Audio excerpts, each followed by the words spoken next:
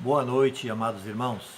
Nesta quinta-feira, muito gostaríamos de nos encontrar pessoalmente ali na Castro Alves 228, em Paripe, onde é a nossa sede, mas infelizmente ainda não dá. Então estamos mais uma vez por aqui virtualmente, nesse contato dessa quinta-feira à noite. Que Deus abençoe e guarde cada um de nós, que possamos gastar alguns minutos agora refletindo na palavra do Senhor. Pai de amor, obrigado por essa oportunidade. Ser conosco, orienta as nossas vidas, nossos pensamentos, nossos intentos, que sejam de acordo com a Tua vontade, em nome de Jesus. Amém.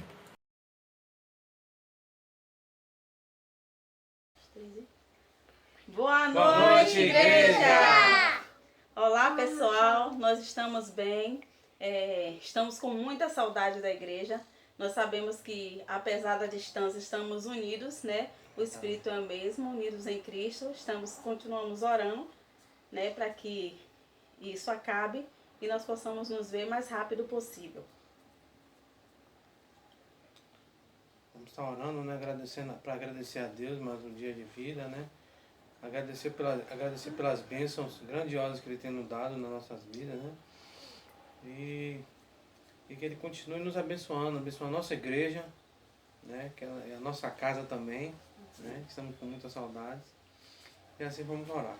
Maravilhoso Deus, eterno Pai, muito obrigado, Senhor, muitas graças te dou por esse momento, Senhor, que a igreja está passando, por esse momento que o mundo está passando, mas Tu és o nosso Deus. Amém, Jesus. Nosso provedor, Senhor. Que o Senhor continue nos abençoando, Senhor, a Tua igreja, a Tua família, a Tua noiva, né? Amém, Ó Senhor, que o Senhor venha grandemente, Senhor, encher nossos corações, né? Para que não deixamos de buscar a Tua palavra, a Tua santidade e a Tua misericórdia. Amém. Senhor, eu quero agradecer pela saúde da igreja, em Teu nome. Amém. Amém. Tchau, igreja!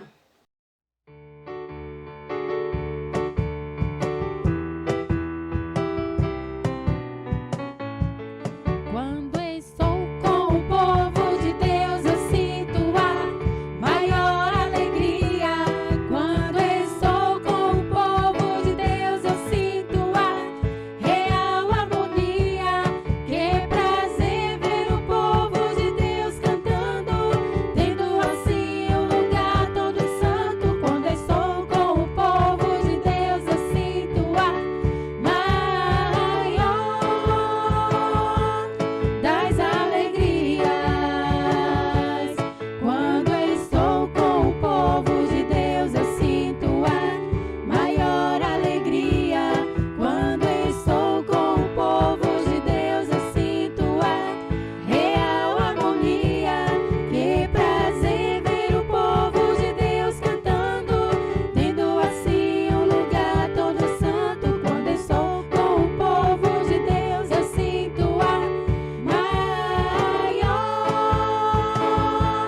das alegrias. Quando estou com o povo de Deus, eu sinto a maior alegria. Quando estou com o povo de Deus, eu sinto a real harmonia. Que prazer ver o povo de Deus cantando, sendo assim um lugar todo santo. Quando estou com o povo de Deus, eu sinto a maior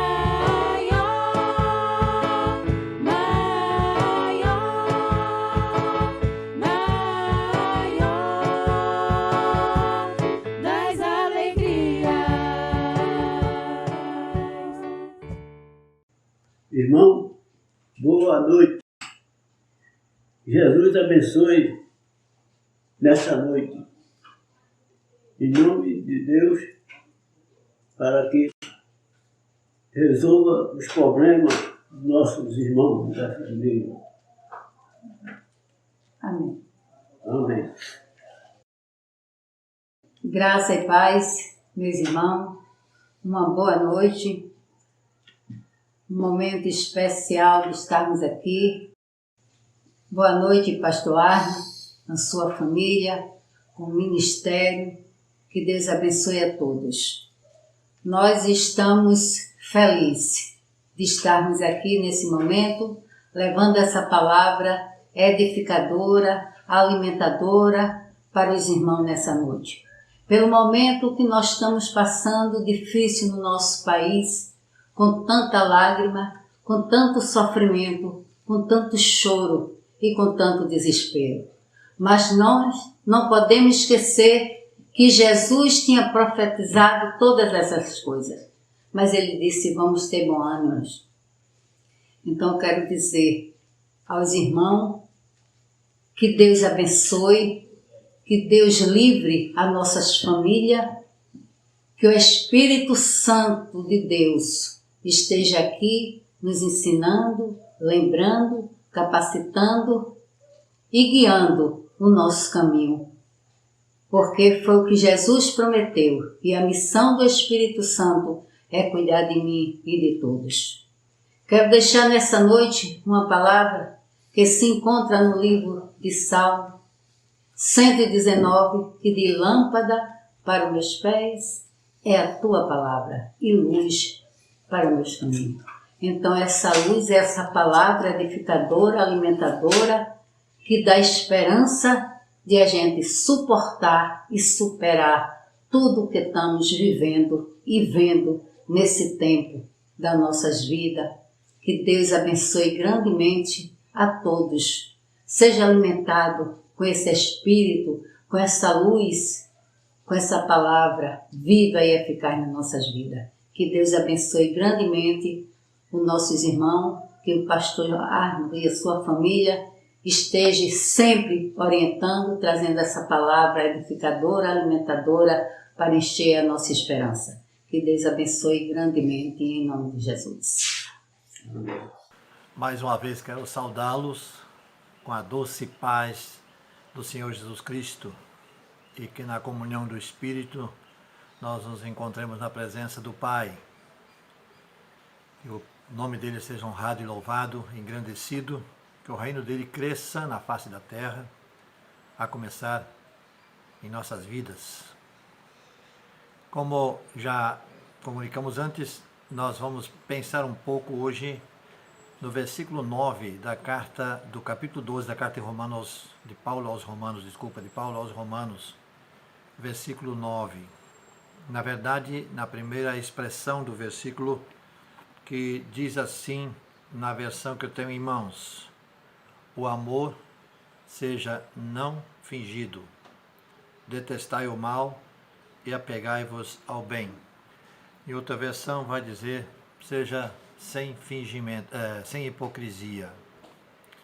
Então, esse é o texto de base para a nossa oportunidade nessa noite, de pensarmos um pouco a respeito. Vamos orar. Pai Santo, obrigado pela Tua palavra. Pedimos, ó Deus, que Tu possas fazer com que ela se torne muito clara em nosso pensamento, em nosso entendimento, e que possamos trilhar esse caminho, buscando mais e mais esse conhecimento da Tua parte, através da Tua palavra, e de outras formas que Tu tens para Te revelar quando Tu quiseres e assim achares por bem. Obrigado por todos aqueles que vão participar desse estudo. Possas também a cada um deles dar a Tua graça, a Tua bênção, abrindo o seu entendimento para compreender o que a Tua palavra quer nos ensinar. Oramos assim em nome de Jesus. Amém. Eu queria começar dizendo das três formas ou três palavras referentes a amor que nós temos da língua grega no Novo Testamento. Em o Novo Testamento, conforme nós sabemos, o Novo Testamento foi primeiramente escrito no idioma grego, né? Então, existe na Bíblia, especificamente em o Novo Testamento, esses três palavras, três termos referindo-se a amor. O primeiro deles é agapau. Agapau, uma palavra que representa o amor de Deus, o amor divino, um amor especial de Deus para com seu Filho, os seres humanos em geral, e especificamente aqueles que se tornaram seus filhos por meio da fé em Jesus. Outro termo, outro verbo também chamado filéu, significa, conforme o novo Dicionário Bíblico Ilustrado de Nelson, de 1995, amor tem afeição e sentimento ardente, um tipo de amor impulsivo. Esse tipo de amor e carinho natural do ser humano que nós sentimos por um amigo, por alguém chegado. Muitas vezes esse tipo de amor é definido como amor fraterno.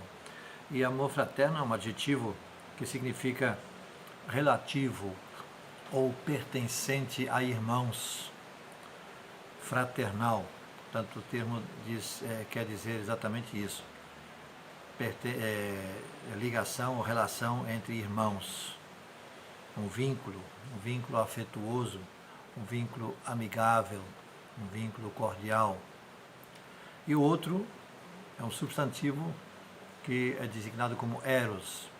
Esse é o amor referente ao amor sexual, erótico e ao desejo de um relacionamento entre homem e mulher. Mas nós queremos, dos três, no caso, o que nos interessa e vai ser levado em conta aqui para nós nessa reflexão, é o amor filéu, o amor fraternal. Então, expressões do tipo sem fingimento ou não fingido, é o que desemboca no termo sem hipocrisia. Nos reporta e faz referência a uma palavra do texto grego, qual seja o adjetivo anupócritos. E esse adjetivo grego é composto na língua grega de dois termos. An, que é um prefixo que dá um sentido negativo ao que segue, ao que vem depois. E o que segue é o substantivo hipocrisia, que nada mais é do que o nosso conhecido termo, muitas vezes usado, hipocrisia. Nós temos algo semelhante na nossa língua portuguesa. O prefixo an do grego corresponde ao nosso in. Por exemplo, definido. Se colocar o prefixo, fica indefinido. Ou seja, é um aspecto negativo da palavra definido. Completo vai ficar incompleto, não completo. Constante ficaria inconstante. E assim por diante, dando sempre um sentido negativo ao termo ou à ação que se segue. Hipocrisia significa, por exemplo, uma pessoa fingir que tem uma certa qualidade que na verdade ela não tem. Ou fingir ser alguma coisa que a pessoa não é. Alguém que usa máscara, por exemplo. Eu estou aqui, mas você também não me está vendo como via antes, ou vê agora. A máscara impede a visão real de quem é a pessoa que está por trás. Vejamos o que diz o apóstolo Paulo na sua segunda carta à igreja em Corinto, capítulo 11, 13 a 15. Ele diz: pois tais homens são falsos apóstolos, obreiros enganosos, fingindo-se apóstolos de Cristo. Isto não é de admirar, pois o próprio Satanás se disfarça de anjo de luz. Portanto, não é surpresa que os seus servos finjam que são servos da justiça.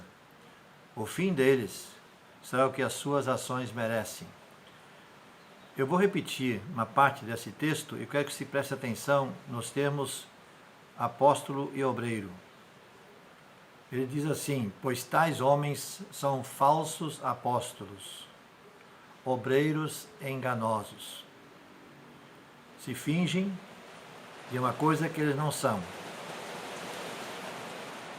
Esse texto nos diz que Satanás se transfigura, se disfarça em anjo de luz.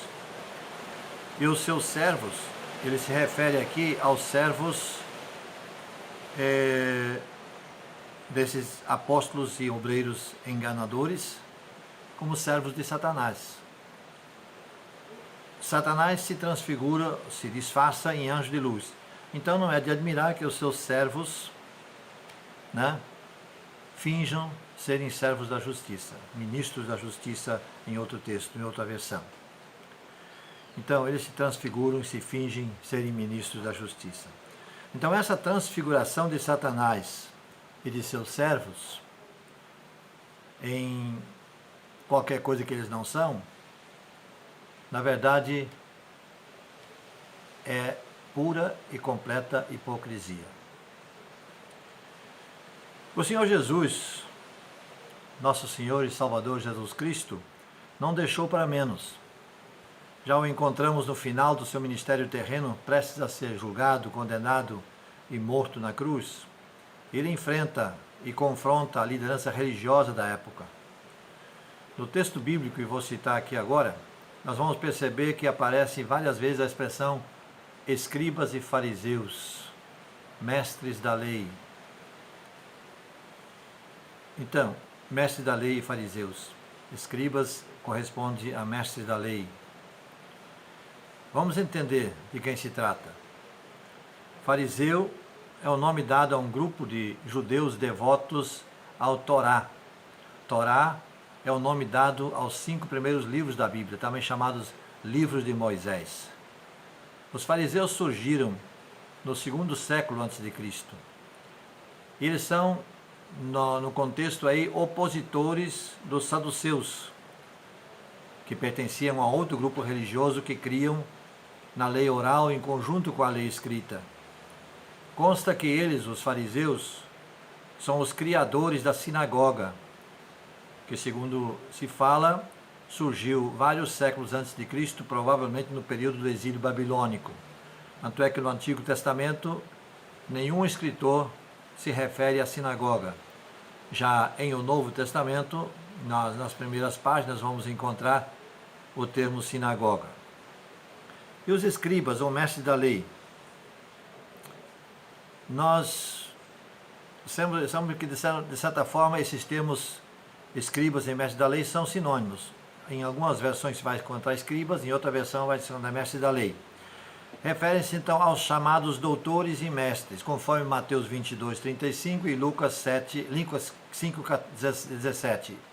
Ou seja, eles eram homens especializados no estudo e aplicação da lei, ou Torá. Em outras palavras, eram eles os intérpretes da Bíblia de então. Vamos ao que diz o Mestre Jesus, no capítulo 23, nos versículos de 1 a 4, ele diz: Então Jesus diz à multidão e aos seus discípulos: Os mestres da lei e os fariseus se assentam na cadeira de Moisés. Obedeçam-lhe e façam tudo o que eles dizem, mas não façam o que eles fazem, pois não praticam o que pregam. Eles atam fardos pesados e os colocam sobre os ombros dos homens, mas eles mesmos não estão dispostos a levantar um só dedo para movê-los. Isso que Jesus diz à multidão e aos seus discípulos ali reunidos a respeito desse grupo, mestres da lei e fariseus. Façam tudo o que eles dizem, ou seja, o que eles ensinam está correto. O que eles praticam é que não dá para imitar, não pode ser imitado. Façam o que eles dizem, mas não façam o que eles fazem, porque eles são hipócritas. E vamos destacar 3 das 8 vezes que nesse texto, nesse capítulo 23, o Senhor Jesus usa a expressão ai de vós, ou ai de vocês, nesse capítulo 23. Versículo 13, ele diz: ai de vocês, mestres da lei e fariseus hipócritas, vocês fecham o reino de Deus diante dos homens, vocês mesmos não entram, nem deixam entrar aqueles que gostariam de fazê-lo. Ai de vocês, mestres da lei e fariseus hipócritas, vocês devoram as casas das viúvas e, para disfarçar, fazem longas orações, por isso serão castigados mais severamente. E o versículo 15 diz: ai de vocês, mestres da lei e fariseus hipócritas, porque percorrem terra e mar para fazer um convertido, que em outra versão vai falar prosélito, e quando conseguem, vocês o tornam 2 vezes mais filho do inferno que vocês mesmos. palavras duras. Imagine Jesus fazendo esse discurso dias antes de ser preso, julgado e morto. Eu imagino o furor, a ira que despertou nesses líderes da religião judaica naquele tempo ali. Mas voltando agora a Romanos 12, 9. Paulo nos exorta para que não finjamos, mas que amemos de coração, de fato, de verdade. Amemos honestamente. Somente o amor honesto é amor verdadeiro. O mesmo assunto é também destacado em 1 Pedro 1,22, que diz: purificando as vossas almas pelo espírito da obediência à verdade, para o amor fraternal, não fingido. Lembra do Anupócritos?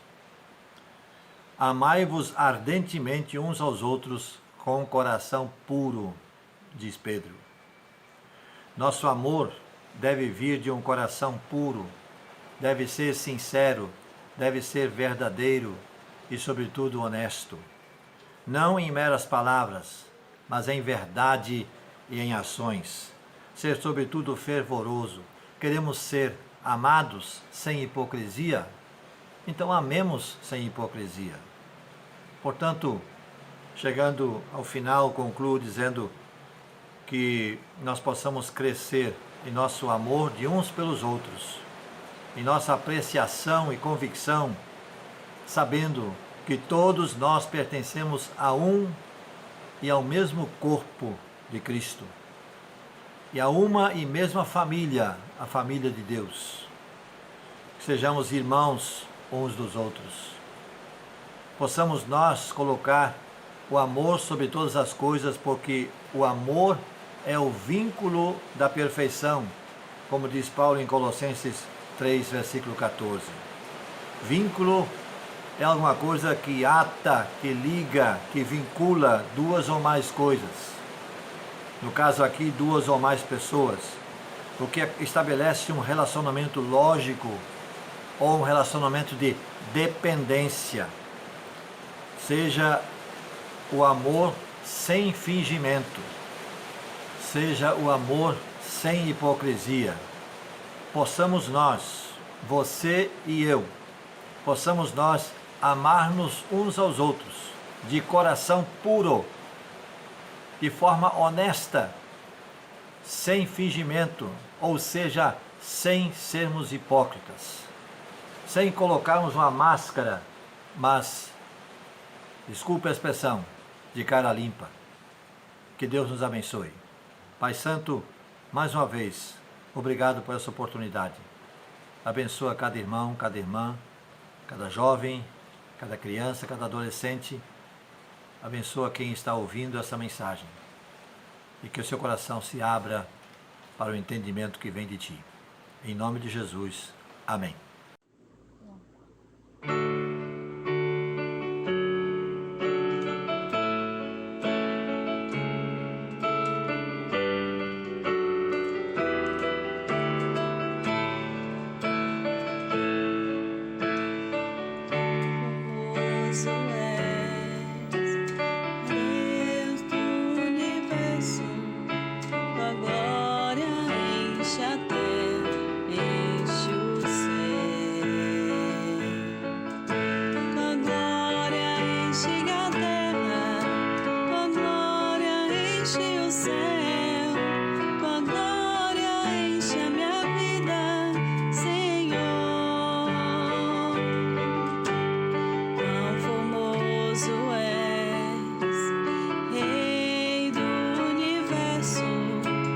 Glória